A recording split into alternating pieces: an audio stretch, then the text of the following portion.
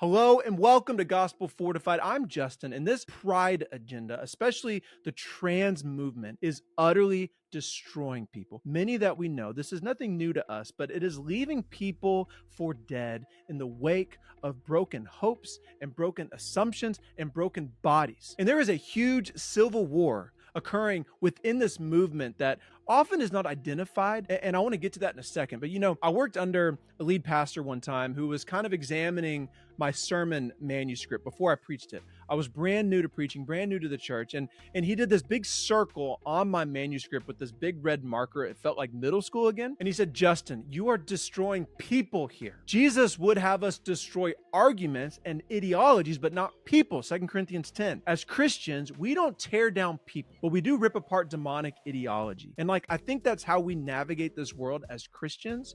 And so on videos like these, I might come across as strong, as attacking these ideologies of pride and leftist theology and trans movement with anger. But when those very people stand in front of me, and I have friends, I treat them far more gently than I sometimes come across in these videos. And I think that's why church culture has been losing in many ways, even against an ideology that is clearly destroying people, because we destroy people, and we need to destroy the arguments while loving the person in front of us. We can disagree with them and explain why, but it's not with this anger that we can direct at Satan. Now, the pride movement, we have to understand, is anything but unified. It is at war within itself. I think sometimes we look at the pride flag and we assume unity, as if there is an indisputable alliance there. And yet those letters within themselves contain a major civil war. And it starts with the disunity between the LGB and the T. So the L stands for lesbian, that is biological women attracted to biological women. The G, which stands for gay, biological men attracted to biological men. And then standing shield to shield next to the L and the G is the B, which of course stands for bisexual. That is when one person is sexually attracted to both biological sexes. But standing across the battlefield, and we must see this, dressed for war and ruthless and inevitable, is the T, which stands for trans. And we could throw in the Q as well, but we won't get into that in this video. The trans can mean about 1,000 things, and the Q can mean about 10,000 things. Now, the crux of this disunity is that LGB assume a biological binary. This is crucial for understanding the culture wars and even how people are identifying themselves.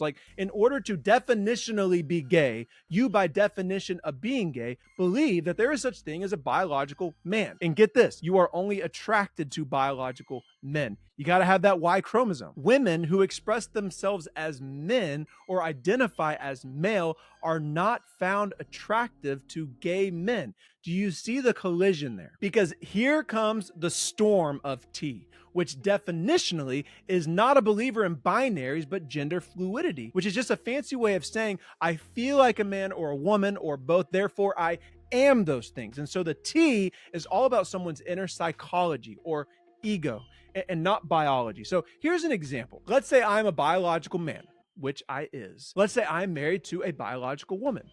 Check. Let's now say I give into the trans philosophy, experience gender dysphoria. I try to calm the storm within me by concluding I'm actually a woman trapped inside a man's body. So I therefore now identify as a woman, but I'm still married to this biological woman. Are you tracking with me so far? Let's say she loves me still, desires to stick with me through thick and thin, and she's still physically attracted to me, assuming I don't mutilate my body with hormones and surgery. Is my wife suddenly a lesbian, or is she still heterosexual? You might need to hit pause and actually think through that question. Is she lesbian or heterosexual? Because how you answer that question puts you on one side of this heated, bloody arena. This puts you at the center of women's rights, of trans rights, of families being ripped to shreds right now. If you answer heterosexual, you are on the side of LGB, which I know sounds strange because Christians call all of these sexual activities sins. But let's just think attraction for a second. But if you answer lesbian, you're team trans, or QIA plus for that matter. This is the civil war. The pride movement is